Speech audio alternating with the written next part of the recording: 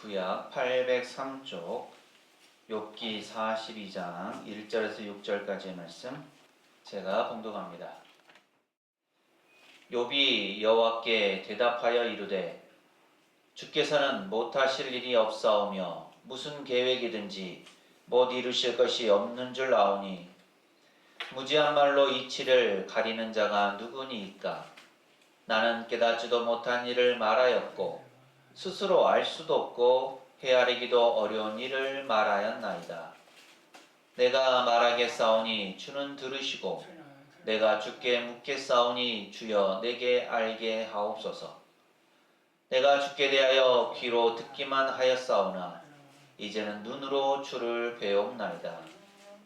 그러므로 내가 스스로 거두어드리고 티끌과 제 가운데에서 회개하나이다. 아멘. 오늘도 예배에 참여하신 모든 분에게 하나님의 은혜와 평강이 늘 함께 하시기를 바랍니다. 사순절 둘째 주일인데요. 혹시 여러분은 성경의 인물들을 많이 알고 계시죠? 혹시 여러 인물들 가운데서 본받고 싶다거나 또 그 삶을 따라가고 싶다라고 생각하는 인물들이 있습니까? 우리가 잘 아는 노아나 아브라함, 요셉도 있고요. 또 모세나 여호수아, 또 사무엘, 다윗, 솔로몬, 그 외 여러 선지자들도 있습니다. 또 신약으로 와서는 사도 바울도 있고 베드로도 있고 그 외에 여러 사도들도 있습니다. 그들 중에 여러분이 혹시 본받고 싶으신 분, 그 삶을 내가 따라가고 싶다, 나도 그런 삶을 살고 싶다라고 하시는 분이 있으십니까? 아마 대부분은 제가 말씀드린 그런 인물들 가운데 있을 것이고요. 또 아닌 분도 그 외의 분들도 있을 수 있겠죠. 그런데 제가 말씀드린 그 여러 분들 가운데 아마도 이 분을 꼽는 경우는 없을 겁니다. 바로 오늘 말씀의 주인공인 욥이죠.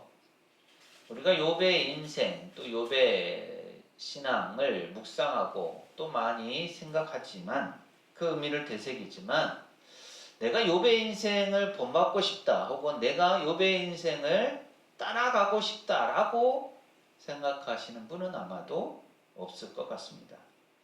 왜 그럴까요? 여러분도 짐작하시겠지만 욥하면 생각나는 것이 고난이기 때문입니다. 고난의 대명사로 욥이 불리기 때문이죠. 욥이 하나님의 말씀도 물론 하나님의 복도 받았고 또 인정도 받았지만 그리고 나중에는 더 큰 복을 받기도 했지만 욥의 일생을 돌아봤을 때 고난이라는 부분이 차지하는 내용이 너무도 큽니다. 또 우리가 잘 아는 성경 욥기를 보면 대부분의 내용이 욥의 고난에 관한 내용을 다루고 있기 때문에 욥을 본받고 싶다거나 욥의 인생을 따라가고 싶다라고 하는 그런 인물로 꼽는 경우는 별로 없을 것 같습니다. 저도 그래왔고요. 그런데 과연 그럴까요? 욥의 일생이 우리가 본받을 만한 또 따르지 못할 만한 인생이라고 할 수 있을까요? 사실 그렇지 않음을 우리는 성경을 통해서 잘 알고 있습니다. 욥기의 시작을 보면 하나님께서 욥을 만나주시고 욥을 알아주시고 욥을 인정하시는 부분이 있음을 알 수가 있죠. 욥이 시험에 빠지고 또 고난을 당하는 이유가 무엇입니까? 그것은 바로 하나님께서 욥을 아시고 욥을 인정해 주셨기 때문이에요.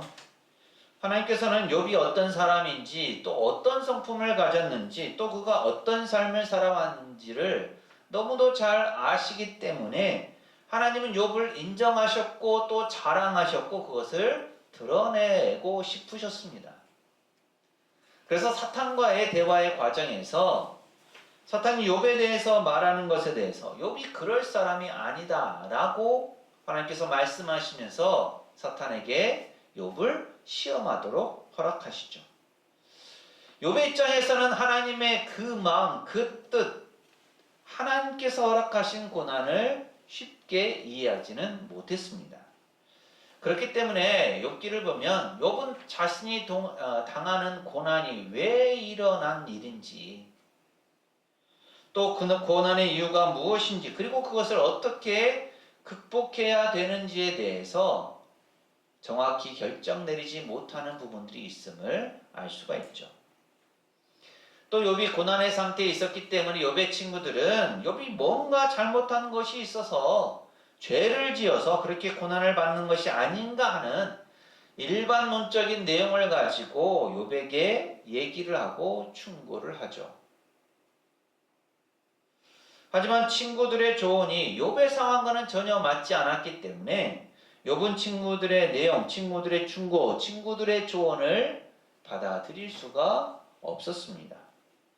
하지만 그럼에도 불구하고 욥이 회개하는 내용이 나오죠. 오늘 본문의 말씀입니다.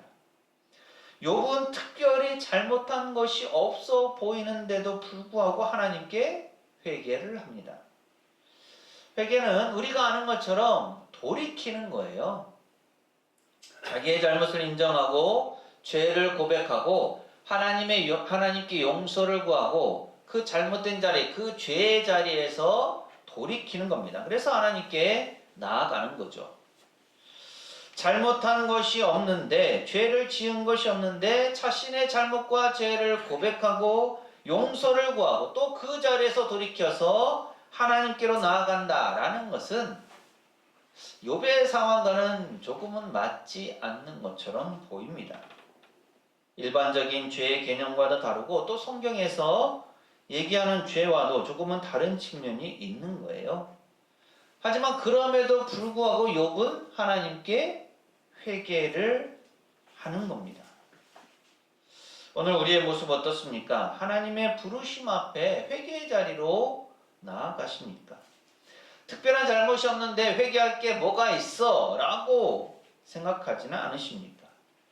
큰 죄를 지은 것도 아니고 비난받을 만한 일을 한 것도 없는데 무슨 회개가 필요할까? 라고 생각하고 계시지 않으십니까? 본문 말씀에서 우리는 욥이 회개하는 모습을 통해서 말씀 앞에 자신을 돌아보고 회개의 자리로 나가야 하겠습니다. 우리 앞뒤 좌우에 계신 분들하고 이렇게 인사하실까요? 자신의 죄와 잘못을 철저하게 살핍시다. 한 번 더 하시죠. 하나님의 말씀 앞에 엎드립시다. 하나님의 말씀 앞에 엎드립시다. 제가 보니까 서로 인사하면서도 죄와 잘못이 별로 없는 것 같은데 이런 생각이신 것 같아요. 말씀을 잘 들어보시기 바랍니다. 욥기 42장 6절은 이렇게 말씀합니다. 함께 읽습니다. 시작. 그러므로 내가 스스로 거두어들이고 티끌과 제 가운데에서 회개하나이다. 아멘. 욥은 하나님의 말씀 앞에서 스스로를 돌아봤어요. 그리고 나서는 자기의 잘못을 깨닫게 되죠. 그래서 하나님께 용서를 구하고 회개하는 모습을 보이게 됩니다. 사실 죄라는 것이 우리가 일반적으로 생각할 때는 무언가를 잘못했을 때 우리가 잘 아는 것처럼 다른 사람에게 해를 끼치거나 다른 사람의 것을 도둑질하거나 빼앗거나 또 살인하거나 이런 여러 가지 일반적인 일들, 잘못을 범했을 때 그것을 죄라고 흔히 얘기하고 그에 따른 벌을 받습니다. 법으로 정해져 있는 틀 안에서 죄가 이런 것들이다 라는 것이 정해져 있고 또 그에 따른 잘못을 저질렀을 때는 그에 따른 벌을 받는 것이 보통의 사회, 민주사회 또 법치국가의 모습이죠. 신앙적으로는 우리가 잘 아는 것처럼 하나님께서 하신 말씀들, 십계명을 비롯한 여러 계명들, 하나님의 말씀들을 어겼을 때 그것이 죄가 된다는 것이고 거기에 따른 벌을 받는 것으로 되어 있습니다. 하지만 제가 몇 번 말씀을 드렸는데요. 죄의 원래 의미는 어떤 잘못을 저지르거나 율법을 어기거나 말씀대로 살지 않았다라는 것의 차원이 아니에요. 보다 더 근본적인 의미를 찾아봐야 되는데 그것은 바로 관역에서 빗나가다라는 것에서부터 출발합니다. 그러니까 궁사가 되었든 혹은 사격하는 사람이 되었든 간에 그 사람 앞에는 관역이 있죠. 우리가 올림픽이나 아시안 게임이나 여러 가지 경기, 국제 경기나 혹은 국내 경기 가운데 사격이나 양궁 같은 것에서 흔히 보게 되는 겁니다. 관역이 있으면 궁사나 사격하는 사람은 그 관역을 향해서 쏘게 되고 조준하고 쏘고 그래서 관역을 맞추게 되는 거죠. 최근에 군사분계선 가까이 있는 포천 지역에 포탄이 떨어져서 큰 피해를 입은 사건이 있었습니다. 한미연합훈련 중에 실제로 사용하던 포탄이 떨어졌는데 그것이 원래 가야 하는, 맞춰야 하는 그 지점이 아닌 다른 곳으로 향해서 민가에 피해를 주게 되었던 거죠. 지금 다양한 원인 분석을 하고 있다고 하죠. 들려오는 소식으로는 조종사가 정해진 좌표 입력을 잘못해서 그렇게 되었다라고 얘기를 하고요. 또 그것을 점검하고 확인해야 되는 과정이 있는데 그것이 잘못돼서 이런 일이 벌어졌다라고 얘기를 합니다. 그 외에 또 다른 원인이 있을 수도 있겠죠. 하지만 분명한 것은 전투기 조종사가 원래 타격해야 할 정해진 그 지점 좌표를 잘못 입력해서 이런 일이 벌어졌다라는 거예요. 사격이나 양궁도 마찬가지입니다. 정해진 관역이 있고 화살이 되었든 총알이 되었든 제대로 관역을 향하는 것, 관역을 맞추는 것, 이것이 원래의 목표이고 또 그것을 위해서 훈련 과정을 겪게 되는 겁니다. 그런데 만일 화살이나 총알이 관역에서 벗어나게 되면 어떻게 될까요? 그동안의 연습이, 훈련이 제대로 되지 않았다라는 것을 증명하게 되고요. 또 큰일이 벌어지게 되는 거죠. 마치 포천 지역의 오폭 및 오발 사고처럼 민가의 피해가 생길 수도 있고 또 사상자가 발생할 수도 있고 재산의 피해가 일어날 수도 있는 여러 가지 일들이 벌어지게 되는 겁니다. 그런데 성경에서 근본적으로 얘기하는 죄의 개념이 바로 그런 개념이다 라는 겁니다. 관역이 있는데 그 관역에서 빗나간 것이 바로 죄다 라는 거예요. 그럼 이 관역이 의미하는 것이 무엇이냐라는 것이 중요하겠죠. 이 관역이 무엇일까요? 이 관역은 바로 하나님이시다라고 성경은 가르치고 있습니다. 그러니까 죄라는 것이 관역에서 빗나가는 것을 의미하는데 관역과도 같은 하나님, 그 하나님에게서 빗나간 것, 벗어난 것, 그것이 바로 죄다라는 거죠. 다른 어떤 잘못을 하거나 또 다른 사람에게 해를 끼치거나 하는 그런 차원도 분명히 잘못이고 죄가 맞습니다. 하지만 근본적으로는 하나님으로부터 벗어나려고 하는 모든 것, 마음이 되었건 생각이 되었건 행동이 되었건 간에 하나님으로부터 벗어나는 모든 것이 죄다라는 거예요. 그 틀 안에서 하나님께서 주신 말씀 이렇게 해라 저렇게 해라 혹은 이렇게 하지 말아라 저렇게 하지 말아라 하는 것들을 지키지 않는 것, 당연히 하나님에게서 벗어나는 것이기 때문에 그것이 죄가 되는 것이고 그 죄에 따른 벌도 주어지게 되는 거죠. 그래서 성경이 의미하는 본질적인 죄의 개념은 하나님으로부터 벗어나는 모든 것이 죄다, 잘못이다 라는 것을 우리에게 가르쳐주고 있습니다. 그런 차원에서 본다면 회개가 어떤 의미가 있을까요? 회개가 내가 뭔가 잘못을 저지르거나 어떤 사람에게 해를 끼치거나 무언가를 빼앗거나 살인하거나 간음하거나 도둑질하거나 거짓말하거나 이런 차원을 넘어서서 보다 근본적으로는 하나님에게서 벗어나서 뭔가를 생각하고 뭔가를 말하고 뭔가를 행동하는 것, 그것이 바로 죄, 범주에 들어간다라는 거예요. 그렇게 보니까 욥이 회개를 하는 것이 이해가 되는 거죠. 욥이 다른 사람에게 해를 끼치거나 욥이 다른 사람에게 어떤 잘못을 저지르거나 살인하거나 혹은 어떤 하나님의 계명을 어기거나 하지 않았습니다. 욥은 철저히 하나님의 말씀대로 살았고 또 당대에 인정받을 만한 부자였고 하나님께서도 그 신앙과 삶을 인정할 정도로 사탄에게까지 자랑할 정도의 경건한 삶을 살았던 사람이 바로 욥이죠. 그러니까 욥이 어떤 큰 죄를 지었다, 잘못을 지었다라고 할 수가 없는 거예요. 그럼에도 불구하고 그가 회개하고 하나님께 자신의 잘못을 고백했던 이유는 앞서 말씀드린 것처럼 그의 삶이, 그의 모습이 하나님에게서 벗어난 것이 있었다라는 겁니다. 과연 그것이 무엇이었을까요? 오늘 말씀에서는 이렇게 표현하고 있습니다. 욥기 42장 5절 말씀인데요. 함께 읽습니다. 시작. 내가 주께 대하여 귀로 듣기만 하였사오나 이제는 눈으로 주를 배우나이다. 아멘. 그러니까 이전에 욥이 생각했던 하나님은 이런 분이시다 라는 생각들이 있었다라는 거죠. 그리고 그 앞에서 자기는 나는 어떤 삶을 살아야 되겠다 라는 것도 분명했고 그렇게 욥은 살아왔던 겁니다.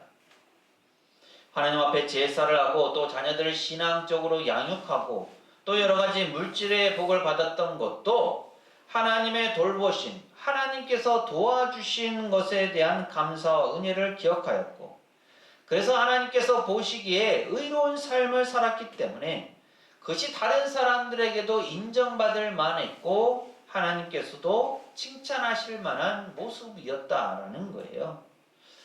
그런데 그가 그렇게 살아왔던 하나님, 그가 생각했던 하나님, 그가 믿었던 하나님, 그렇기 때문에 친구들이 와서 네가 잘못한 게 있어서 하나님께서 너를 벌하시는 것이 아니냐, 네가 뭔가 부족함이 있어서 네가 교만해서 하나님의 뜻대로 살지 않아서 하나님께서 너를 징계하시는 것 아니냐, 하나님께서 아무런 것이 없는데 아무 잘못이 없는데 너를 벌하시겠느냐, 하나님이 그런 분이시냐? 라는 질문에 하나님은 그렇지 않다라는 것을 친구들에게 누누이 얘기를 하는 거죠. 욥은 이런 것들을 받아들일 수 없었습니다. 왜냐하면 자기가 생각한 하나님은 이런 분이시다. 또 자기의 삶을 돌아봤을 때 자신이 결코 하나님 앞에서 잘못한 것이 없었기 때문에 또 죄를 지은 일이 없었기 때문에 또 하나님도 마찬가지다라는 거예요. 나를 잘 아시는 하나님께서 이런 나를 벌하실 리가 없다라는 것을 분명히 얘기하고 나는 떳떳하다, 나는 잘못이 없다, 나는 죄를 짓지 않았다라고 분명하게 얘기를 하는 거죠. 그런 욥의 생각, 욥의 마음을 하나님께서 깨뜨리십니다. 욥기의 마지막 부분인 욥기 38장에서부터 41장까지 하나님께서 욥에게 가르쳐 주시는 말씀이 있어요. 그것은 욥의 생각이나 욥이 말한 것이 틀리지는 않았지만 하나님께 대해서 모르는 부분이 너무 다 많고 잘못 알고 있는 부분도 있었다라는 거죠. 그 부분들을 하나하나 하나님은 깨우쳐 주시면서 내가 이 모든 것들을 만들고 이것들을 다스리고 관리하고 있는데 네가 그것을 다 아느냐라는 것을 지속적으로 반복해서 물으십니다. 누가 들나귀를 광야에 풀어놓았느냐? 누가 말에게 휘날리는 갈기를 주었느냐? 타조는 바닥여도 털은 황새만 못하니 알을 낳고도 제 알을 못 알아본다. 내가 이 모든 것들을 만들었고 이것들을 주관하는데 네가 그것을 다 아느냐? 나의 마음, 나의 뜻, 내 생각을 내가 다 아느냐라는 것을 하나님께서 계속해서 욥에게 말씀하시는 거예요. 거기에 대해서 욥은 자신의 잘못된 생각들, 또 그동안 자신이 잘못 알아왔던 것들, 특히나 하나님께 대해서 너무도 몰랐던 것이 많았다라는 사실을 비로소 인식하고 그것에 대해서 하나님께 고백하고 회개하는 모습을 보이는 겁니다. 그래서 하나님께 대해서 잘 알지 못했지만 이제 고백합니다 라고 하면서 이전까지는 하나님께 대해 귀로 듣기만 했습니다 라고 하죠. 우리는 당연히 하나님께서 말씀하시는 것을 듣는 존재입니다. 피조물은 다 그래요. 하나님께서 보여주시는 것, 하나님께서 알려주시는 것, 하나님께서 가르쳐 주신 것만 알고 배웁니다. 하나님께서 보여주시지 않고 하나님께서 알려주시지 않고 가르쳐 주시지 않은 것을 사람이 결코 알 수가 없는 거죠. 우리 마음대로 우리 뜻대로 우리 생각대로 하나님을 알 수가 없습니다. 하나님께서 보여주시고 알려주시고 가르쳐 주시는 범위 내에서 우리가 하나님을 알아가는 겁니다. 욥도 그렇게 알아왔다라는 거예요. 그렇게 이전까지는 귀로 듣기만 했다는 겁니다. 하나님께서 말씀하시는 것, 가르쳐 주시는 것, 알려주시는 것만 알았고 그런 관점 아래서 자기 마음과 생각으로 하나님을 알고 있었고 또 이해했다라는 거죠. 그런데 고난 후에 하나님의 말씀을 듣고 난 후에 욥이 이렇게 고백합니다. 이제는 눈으로 주를 뵙습니다 라고 얘기를 하는 거죠. 백문이 불여일견이라고들 하죠. 100번 듣는 것보다 한 번 보는 것이 낫다는 말입니다. 바로 이 격언이 오늘 욥의 고백에 그대로 적용이 되는 거죠. 그동안 하나님께 대해서 귀로만 들어왔고 귀로만 알아왔는데 이제는 직접 눈으로 주님을 뵙습니다 라고 고백하는 거예요. 자기가 알아왔던 하나님, 자기가 생각했던 하나님, 자기가 이해했던 하나님과 욥에게 나타나셔서 직접 말씀하시는 그 하나님의 그 내용이 큰 차이가 있었다는 겁니다. 욥은 그동안 하나님을 너무도 잘 안다고 생각했지만 실제로 또 그렇게 살아왔지만 전혀 그렇지 않았다라는 거예요. 자신의 생각과 지식, 경험을 한계를 뛰어넘고 정말 하늘보다 그 넓은 우주보다 더 높고 깊으신 그 하나님의 말씀 앞에 아무 말도 할 수 없었다라는 겁니다. 이렇게 폭풍 가운데 나타나신 하나님과의 직접적인 대화를 통해서 욥은 이제는 하나님의 절대 주권과 놀라운 경륜을 비로소 올바로 깨닫게 되었습니다.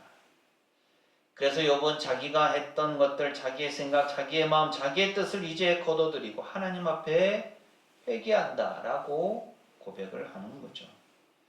티끌과 재 가운데서 정말 아무것도 없는 먼지와 같은 한 존재인 인간, 한 인간으로서 하나님께 엎드리고 하나님의 뜻을 구하면서 자기의 잘못을 회개한다라는 것을 고백하는 겁니다. 욥에게 주어진 복이 무엇이었을까요? 이후에 자녀들을 다시 얻는 것이 욥에게 복이었을까요?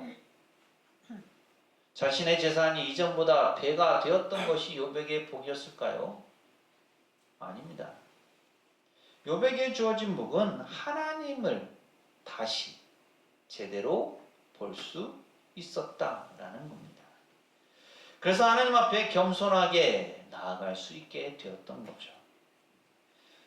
오늘을 사는 우리는 어떻습니까? 우리는 하나님께 대해 잘 알고 있습니까?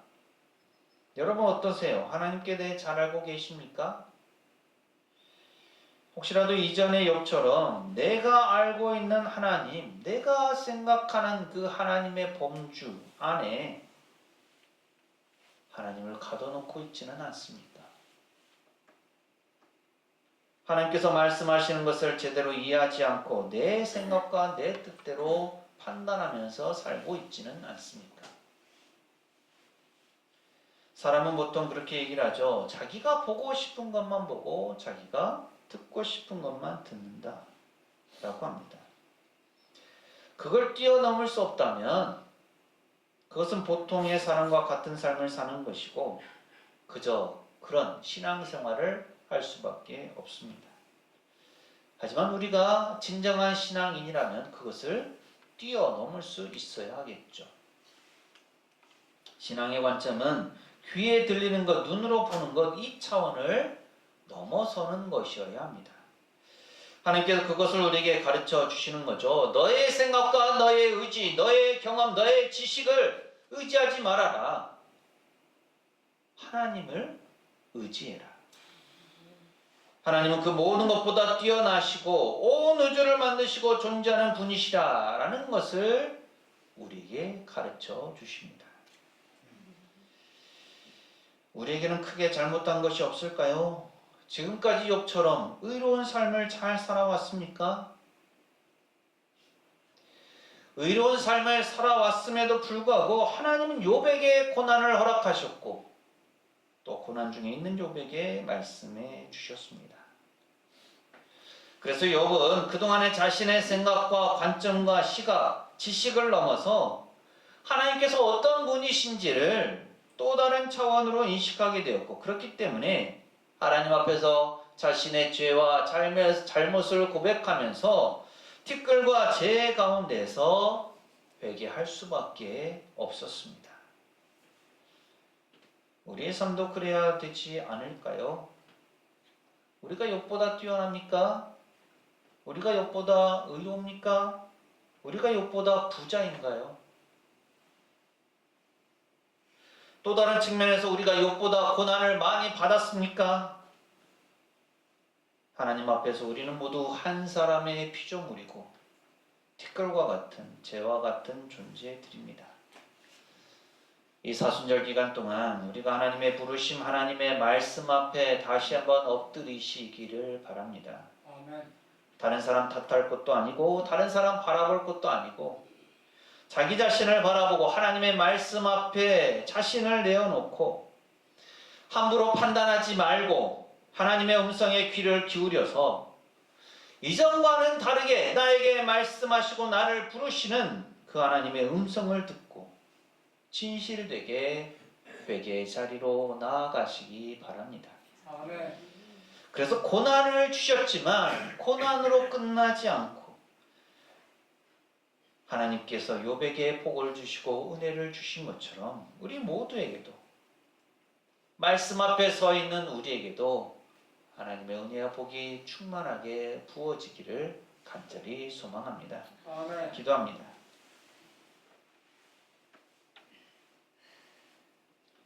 욥은 하나님 앞에서 의로운 삶을 살았습니다. 하지만 그가 알았었고 그가 생각했던 하나님과 하나님의 마음, 하나님의 뜻은 너무도 달랐습니다. 하나님은 욥에게 말씀을 통해서 일깨워 주셨고 욥은 하나님의 말씀 앞에 자신의 잘못을 인정하고 회개했습니다. 오늘 저희도 주님 앞에 엎드립니다. 하나님의 말씀 앞에서 저희의 생각과 지식과 판단의 어리석음을 깨달으며 욥처럼 겸손히 엎드려 회개합니다. 저희의 약함과 부족함, 죄와 잘못을 주님의 은혜와 자비로 용서하여 주시고 하나님께 한 걸음 더 나아가게 하옵소서. 아멘. 그래서 친밀함으로 부르시는 하나님의 부르심에 응답하면서 주님과 동행하는 이 사순절을 보내게 하옵소서. 아멘. 예수님 이름으로 기도합니다. 아멘. 하나님의 말씀 앞에서 욥은 자신의 죄와 잘못을 깨닫고 회개합니다. 회개의 자리로 나아감으로 하나님을 더 잘 알아가는 사람이 복된 사람입니다. 사랑하는 새성교회 교우 여러분, 이 말씀을 품고 세상으로 나가십시오. 하나님께서 우리와 함께 하십니다. 지금은 우리 주님 예수 그리스도의 은혜와 아버지 하나님의 무한하신 사랑하심과 보혜사 성령님의 충만 교통하심이 욥처럼 하나님의 말씀 앞에 자신을 비추어 회개함으로 하나님께 더 나아가기를 소망하는 새성교회 모든 교우들 가정과 삶과 생업과 사역 위에 이 한 주간의 모든 생활 가운데 오늘 예배에 참여한 모든 이들과 우리 교회 위에 영원토록 함께 하시기를 간절히 축원하옵나이다. 아멘.